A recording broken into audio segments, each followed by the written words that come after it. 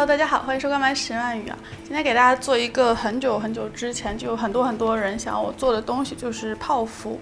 其实泡芙非常的经典，我自己2年前也拍过的，但是后来因为种种原因那个没有播出来，所以一直觉得蛮遗憾的。所以今天还是给大家做一个我自己非常喜欢的版本。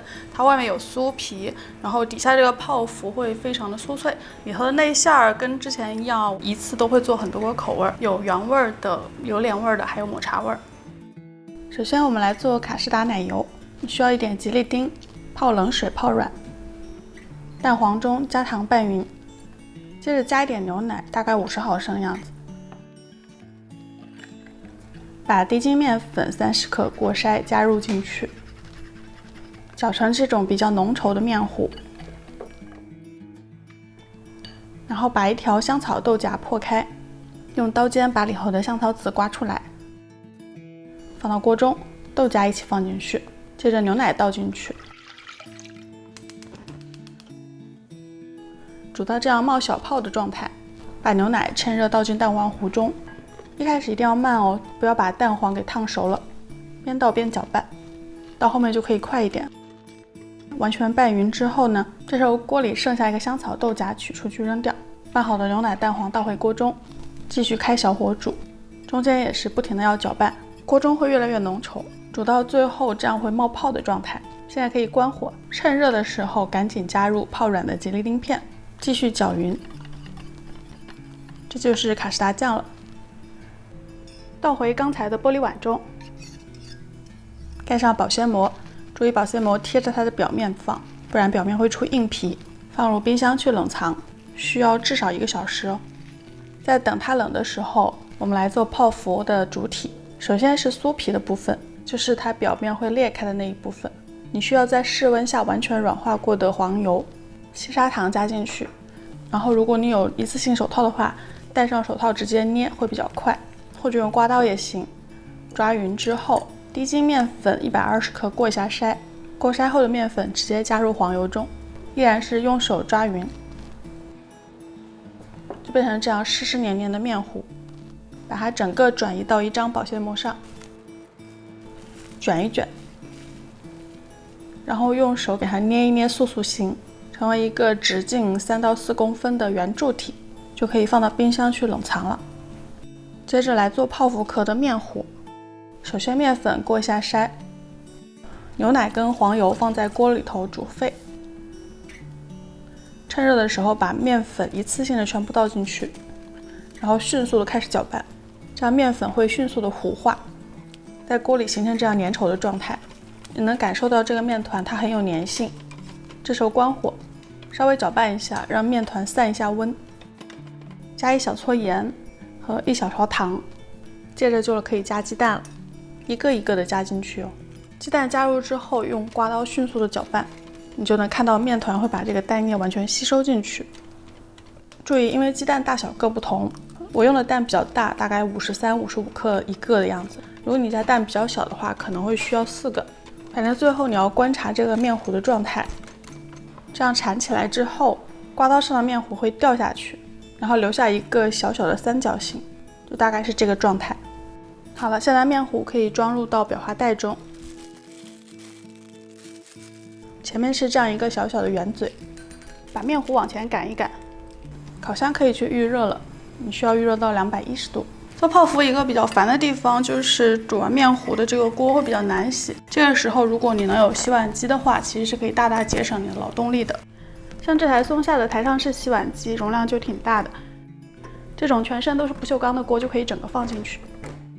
然后开始来挤面糊，我用的这个硅胶垫上自带圈圈，可以作为一个参照，但是圈圈比较小，直径3公分，我要挤的比它大一点，差不多要到将近5公分的样子。就这样一小坨一小坨的挤出来，表面会提起一个尖，不用担心，一会儿酥皮还会盖上去的。都挤好之后呢，酥皮也冻硬了，就可以拿刀来切了，切出大概2到3毫米的厚片来，然后一片酥皮正好盖在一个泡芙的面糊上，非常轻的压一下，把尖尖压下去就好了，不要用力过重哦。现在烤箱预热好了，送进去烤。首先是210度烤15分钟。接着降温到160、170度的样子，继续烤上大概10分钟。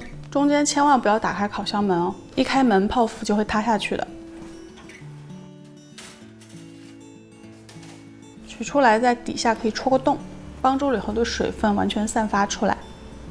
然后烤箱可以关火了，泡芙放回去，烤箱门也可以半开着，让它在这个热的环境里继续烘干。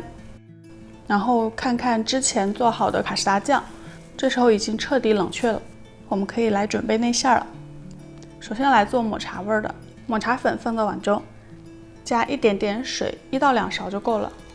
先把这个抹茶粉化开，水一定要少哦。接着加入100毫升的奶油，用打蛋器打发成这样比较硬挺的状态。把冷藏好的卡士达酱加1/3进去，继续打发，打到均匀就好了。第二个口味是榴莲味的，榴莲果肉用叉子叉碎，然后奶油先打一下，打到8分哦，不要完全打发。接着榴莲果肉加进去，继续打，也是打到比较硬挺的状态的时候，再加1/3卡士达酱，打发到状态均匀。接着是原味的，就是什么都不加，奶油打发，把卡士达酱加进去，混合均匀。现在3个口味的内馅都做好了，泡芙的壳也都完全干燥了，拿出来彻底晾凉。如果你不急着吃的话，先不要急着组装哦。组装之后，泡芙壳就慢慢的变软，所以要在吃之前的时候，准备一个比较尖的小圆嘴，套上裱花袋，然后馅儿的前面剪一个小口，装入这个裱花袋中。这样你可以用同一个嘴挤着3种馅儿，从泡芙的底部戳一个小孔进去，挤上满满的馅料。或者你也可以这样把泡芙横向的割开，馅儿填到里头，再把上面盖回去就好了。2种填馅的方式看你自己喜欢咯。刚挤好馅儿泡芙，外壳是脆的，顶部是酥的，里头的馅儿是冰冰凉凉的，这样吃起来口感才会丰富。好了，现在泡芙就做好了，它的顶上会非常的酥，拿在手上会掉渣，然后外面的壳呢也会非常的香和酥松，里头的内馅可以随你喜欢了，像我刚才说的那样，在奶油里头加各种各样的配料，就可以做成你喜欢的口味。那做泡芙其实没有多难，但就跟其他的烘焙一样，做完之后其实最痛苦的是会有一大堆的东西要洗。如果你有一个很会洗碗的老公，可以交给他；如果没有的话，可以像我一样把它们全部都丢到洗碗机里面去。之前很多人都问过我要怎么选择洗碗机，我觉得如果你家装修的时候没有装嵌入式的话，可以考虑一下这种台上式的，像这种不锈钢的锅可以看到都可以完整的放进去。像做过泡芙的人都知道啊，煮过面糊的这个锅其实挺难洗的。那这个不锈钢的锅整个放进去之后洗得非常的干净。洗碗机最大的优点不仅仅是节省时间、解放手啊，它最重要的是可以洗得很干净，因为里头其实是用80度的高温水来洗，所以出来的餐具可以看到非常的光亮干净。对了，这台机器还有独立烘干的功能啊，就看这里。所以当你碗特别少，懒得用机器洗的话，也可以洗完用来烘干也不错。